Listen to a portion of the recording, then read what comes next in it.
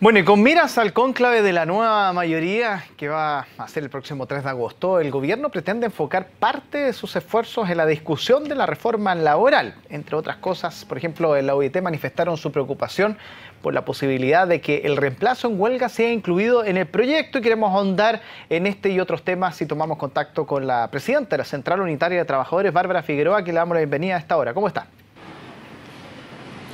Buenas tardes, Germán. Bueno, hoy día no digamos que es un día de alegría ni de jolgorio para el movimiento sindical. Estamos lamentando la muerte de un trabajador del subcontrato de Codelco, Nelson, y por lo tanto esperamos que esto sea también un llamado al diálogo y a entender la necesidad, como tú decías, de poder enfrentar el debate de una reforma laboral que pueda promover el diálogo y no el conflicto, que es lo que ocurre en estos tiempos, ¿no? Ahora, aprovechando que, porque en algún minuto se lo iba a preguntar también, pero aprovechando que estamos tocando este tema, ¿ustedes como CUT piensan sumarse a alguna investigación o ser parte un poco de este proceso? ¿Qué medidas piensan adoptar o no se ha visto nada de eso? Bueno, hoy día en reunión con la ministra del Trabajo y los subsecretarios señalamos con mucho énfasis la necesidad de que acá se lleve una investigación en el marco de los tribunales civiles, ¿no? La justicia civil, de tal manera de dar plenas garantías, no solo a los trabajadores, sino que también, por sobre todo a las familias, de que va a haber justicia y verdad plena en este caso. Y también hemos solicitado al gobierno la celeridad en este proceso, y para ello hemos solicitado a un fiscal exclusivo que atienda esta causa. Nos parece que son dos medidas que por lo pronto se hacen cargo de la urgencia que tiene que ver con establecer qué es aquello que ha ocurrido en este caso y por qué tenemos que hoy día lamentar la muerte de un trabajador y a otro trabajador herido. Y esperamos que en el debate de fondo no nos olvidemos que esto no ocurrió en una suerte de momento, una suerte no de tiempo cero, sino que fue en el marco de la lucha por reivindicaciones y condiciones laborales para estos trabajadores que por un lado ponen de relevancia, tal como señalaba, la necesidad de que acá nos hagamos cargo de la importancia que tiene para Chile el debate laboral, y por otro lado, en el ámbito específico, que también nos hagamos cargo de la moción parlamentaria que está en la Comisión de Trabajo, que puso en tabla el presidente de la Comisión, Lautaro Carmona, sobre el tema de la subcontratación impropia, que probablemente es de los temas más complejos que no hemos logrado abordar en este tiempo, luego de la ley, ¿no?, que surgió el año 2006, 2007, y que ha permitido esta práctica abusiva del subcontrato en áreas que, siendo del giro de la empresa, finalmente se externalizan solo para tratar de abaratar costos por la vía de precarias condiciones laborales. Entonces hemos hecho esta batería de elementos, esta batería de propuestas, pensando, Germán, en que acá tenemos que atender la urgencia de la coyuntura, pero no olvidar el debate de fondo, que es respecto de condiciones laborales, que fue el motivo que llevó a estos trabajadores a estar movilizados hasta el día de hoy y probablemente en próxima jornada de no retomarse el diálogo. Ahora, es que el tema de la subcontratación es algo de años, quizás como muchos de los puntos que vienen en el petitorio que tiene la Central Unitaria de Trabajadores, que tienen los trabajadores del CORE, que tienen los profesores, que tienen, en fin, hay una serie de temas de fondo que vienen tocándose hace muchos años. Pero en la actualidad, a su juicio, entrando de lleno en la reforma laboral, ¿qué es lo que más le preocupa de los puntos más prioritarios que en estos momentos usted cree que podrían quedar a un lado o no ser tomados en cuenta, y que la reforma laboral, a juicio de ustedes, no tenga el significado que debiese ser? Yo creo que la preocupación más grande que expresamos además desde un inicio fueron los anuncios desde el Consejo de Gabinete del día 10 de julio, donde se señalaba, ¿no?, esta suerte de priorización de las reformas y, por cierto, que también una gradualidad en su implementación. Eso nos llevó a nosotros a declararnos en un estado de alerta y de reuniones muy ágiles que sostuvimos con el Ministerio del Trabajo y otras instancias para poder conocer a qué nos referíamos y qué significaba esto de que vamos a priorizar y ordenar las reformas. Por suerte hemos recibido por parte del Ministerio del Trabajo, de la ministra, plena certeza de que lo avanzado y construido en la Cámara de Diputados va a seguir siendo el piso de este proceso, y que obviamente en el Senado no pretendemos que no se haga un debate. Entendemos que es una instancia legislativa que tiene que cumplir su rol, pero que el cumplir ese rol no puede significar retroceso en las demandas. Es decir, lo que hemos avanzado en titularidad, lo que hemos avanzado respecto de la no extensión de beneficios unilateral como práctica antisindical que hoy día estaba asumida como una norma abusiva por parte de los empleadores, el derecho efectivo a huelga sin reemplazo, sin descuelgue y sin apellido, son materias que a nuestros ojos son del corazón de la reforma y que no debieran verse vulnerados en este proceso. Ahora bien, sigue pendiente algunos puntos y nosotros lo señalamos desde el momento en que este proyecto salió de la Cámara de Diputados, y es el debate sobre el piso más IPC. A nuestros ojos sigue habiendo un debate ahí, ya no tanto respecto de que el Estado imponga un piso con IPC, pero así como entendemos que el Estado no puede imponer un piso con IPC, nos parece del todo pertinente que el Estado no busque imponerle a las partes que, si ambas acuerdan, sindicato y empleador, establecer el reajuste del IPC, bueno, que eso sea reconocido como parte de la negociación y el piso. Nos parece que ahí tenemos un punto pendiente con el gobierno, lo mismo respecto de la negociación supraempresa, donde vemos que aún no hay comprensión plena de lo que tratamos de señalar cuando hablamos de negociación ramal o superior al nivel de la empresa, y creo que precisamente al calor de la situación que hemos vivido dramáticamente hoy, se vuelve a poner en el centro que si tuviésemos negociación ramal, estos hechos no tendríamos que estarlo lamentando. Tenemos además el debate pendiente sobre servicios mínimos, donde si bien hemos avanzado en la huelga sin reemplazo y sin descuelgue, aún nos parece que en materia de redacción lo que está hoy día establecido en el proyecto podría llevar a arbitrariedad, ambigüedad o judicialización, y por lo tanto creemos que ahí hay que limpiar aún más esa definición. Por lo tanto vemos que ahí hay temas sensibles que debemos abordar, más los otros que también se han puesto al calor de este debate, que han tenido que ver con el tema de la pequeña y mediana empresa. Ha habido mucho ruido en este periodo, sobre todo sobre este tema, y nosotros lo que hemos dicho es hay que buscar espacios de diálogo, pero esto sin que signifique vulnerar derechos esenciales de los trabajadores, que por lo demás es simplemente ponernos al día, en parte con la literatura internacional, con lo que nos mandatan los convenios internacionales que hemos ratificado y con los países con los que nos comparamos, que son los países de la OCDE. Ahora, eso todo lo que usted ha tocado, por supuesto, que son los temas de fondo que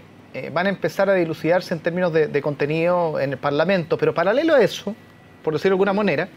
hay declaraciones, por ejemplo, esta jornada de Carolina Goich, la senadora vicepresidenta de la ADC, dice: ciertos sectores empresariales quieren que la reforma laboral no se tramite y eso tiene una posibilidad igual a cero.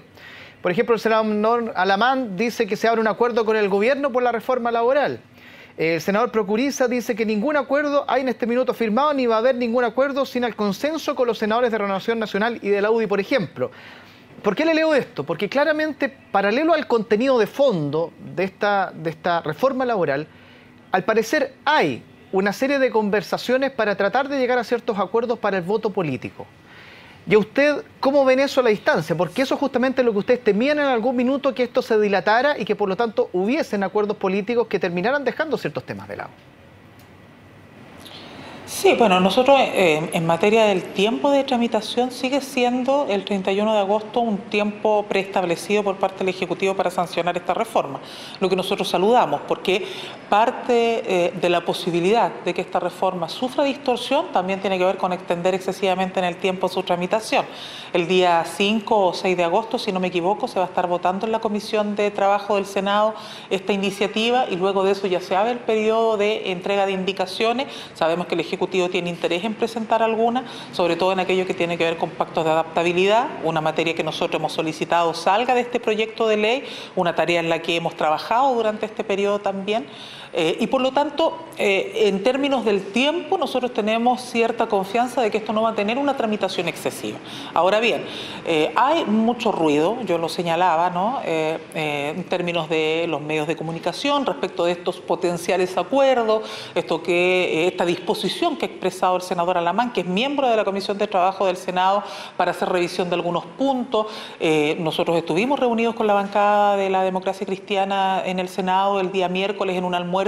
y ahí pudimos comprobar que efectivamente no hay dos voces en la Democracia Cristiana respecto a la pertinencia de avanzar en esta reforma, y por lo tanto nosotros confiamos en que acá, más allá de que distintos actores puedan tener visiones, propuestas, innovaciones, lo de fondo es que, y es lo que le hemos transmitido a los senadores, es que los elementos esenciales de esta reforma no se vean vulnerados. Acá hay que recordar que el sentido original por el que fue presentada esta reforma es porque se entiende que en Chile la brecha entre ricos y pobres es altísima. Es decir, en el ámbito laboral nos hacemos cargo de un problema que es un problema de todos los chilenos y chilenas, o de todo Chile, que es el debate de la desigualdad, es decir, la excesiva ganancia de unos pocos respecto de la inmensa mayoría. Ese debate a nivel de empresa, ¿cómo se enfrenta? Se enfrenta con una nueva o mejor redistribución de ganancias. ¿Cómo se logra eso en términos concretos? A través de un proceso de negociación colectiva más efectivo y a través del fortalecimiento sindical que ponga en equilibrio al actor sindical respecto del empresariado que hoy tiene todas las condiciones y todas las garantías. Ese es el sentido por el que se construyó esta propuesta de reforma laboral para poder superar estas desigualdades y permitir que los trabajadores superen también las magras condiciones de vida, la pobreza, entre otros. Por lo tanto, ese sentido original es el que nosotros hemos reforzado con el mundo político, con todas las bancadas, con todos aquellos que han querido escuchar nuestros planteamientos, para reforzar que ese es el sentido del proyecto. ¿Podemos evaluar perfecciones? Claro que sí. ¿Hay que escuchar a todos los actores y ponernos a disposición? Sin duda, yo creo que nosotros hemos sido de los que más hemos convocado al diálogo y de los que hemos tenido mayor disposición, incluso mucho más que el empresariado, que en el fondo, desde el 29 de diciembre hasta la fecha, ha mantenido la misma posición siempre y está claro que por ellos ojalá este proyecto no se legislase. Por lo tanto, de quienes hemos tenido voluntad para el diálogo, lo que nosotros decimos es, mire, como Central Unitaria de Trabajadores estamos disponibles a buscar perfeccionamiento, pero nada que toque estos elementos esenciales. Nada que vulnere el derecho efectivo a la huelga, nada que vulnere los servicios mínimos en una comprensión de servicios esenciales, no un resguardo de la productividad, porque finalmente la huelga, el costo que tiene que tener para el empleador es forzarlo al diálogo para que no llegue ese momento y por lo tanto tiene que tener el costo efectivo de paralizar la producción. Hemos dicho esto, tenemos que hacerlo de la mano de sindicatos fuertes y por lo tanto no puede haber a la par de un sindicato un grupo negociador y ese sindicato es dueño tanto como el empleador de los beneficios que se han obtenido y por lo tanto si se pretenden extender debe ser de conjunto entre ambas partes. Algunos nos dicen, por ejemplo, hoy día, Germán, bueno, pero ¿cómo enfrentamos la realidad de la pequeña y mediana empresa? ¿Qué ocurre con ellos si hay una huelga excesiva? Eso es partir del argumento falaz del extremo. Es decir, aquí algunos entienden este debate solo a partir del conflicto y ahora, no es extraño eso, porque tenemos una legislación que tiende hacia el conflicto, pero si estamos tratando de pensar una cultura de relaciones laborales distinta, no podemos partir con el argumento de evitar una huelga de 30 días, sino que tenemos que partir de la base de generar condiciones para que el diálogo se pueda producir siempre y no tengamos que llegar hasta ese momento, porque además es de público conocimiento que para los trabajadores el costo de estas movilizaciones excesivas es finalmente también la posibilidad de perder el empleo. Por lo tanto, es evidente que no es nuestro objetivo llegar hasta eso. Se nos ha dicho también, Germán, bueno, ¿qué ocurre cuando hay un área estratégica de la empresa que pudiera ir a movilización y que con eso se para todo el proceso productivo? Bueno, cuando ocurre eso, evidentemente que uno tiene que entender que es el costo de la huelga y por lo tanto hay que buscar mecanismos de diálogo. Entonces, nuestra impresión es que acá hay que tener cuidado con que el debate no termine llevándonos a los extremos que terminan prácticamente en el absurdo, porque eso es entrar en un debate que no es el debate de la realidad. ¿Cuál es el debate real hoy día? El debate real hoy día es que tú tienes una inmensa masa de trabajadores que tiene un salario que no le permite ni siquiera salir de la pobreza y tienes un pequeño grupo de empresarios que está acostumbrado a vivir y a ganar a costa de la precarización laboral. Y esa dinámica y ese modelo ya es insostenible en este país si de superar las desigualdades se trata. Ahora, Bárbara Figueroa, ¿qué esperan ustedes del próximo 3 de agosto del cónclave? ¿Qué cosa podría encender las alarmas de la CUT o por lo tanto, desde el otro lado, con qué quedan tranquilos al interior de la CUT después de ese 3 de agosto? Si uno lo pusiera en términos de lo negativo, ¿qué es lo que no debería pasar? No debería haber cambios sustantivos respecto de estos puntos esenciales y de lo que ha sido el espíritu de construcción de esta reforma laboral hasta ahora. En términos positivos, lo que uno espera es que haya una comprensión plena por parte no solamente de las bancadas y los partidos políticos, sino que también por parte del Ejecutivo haya una única voz respecto de la necesidad de hacerse cargo de este debate y cumplir con la promesa que le hicieron al mundo sindical. Yo creo que hoy día efectivamente uno tiene que hacerse cargo del cuadro económico que estamos viviendo. Estamos en un periodo de desaceleración, esta es una situación que no solo enfrenta nuestro país, la enfrentan varios países de la región, pero que obviamente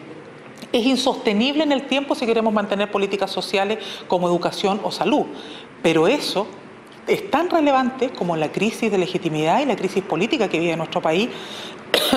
donde lo que se demanda es que exista efectivamente mayor disposición al cumplir las promesas de campaña, porque de lo contrario nos enfrentamos finalmente a mayor descrédito, a mayor desconfianza, y eso finalmente es tan peligroso como un cuadro económico donde no nos hagamos cargo del debate de crecimiento y productividad.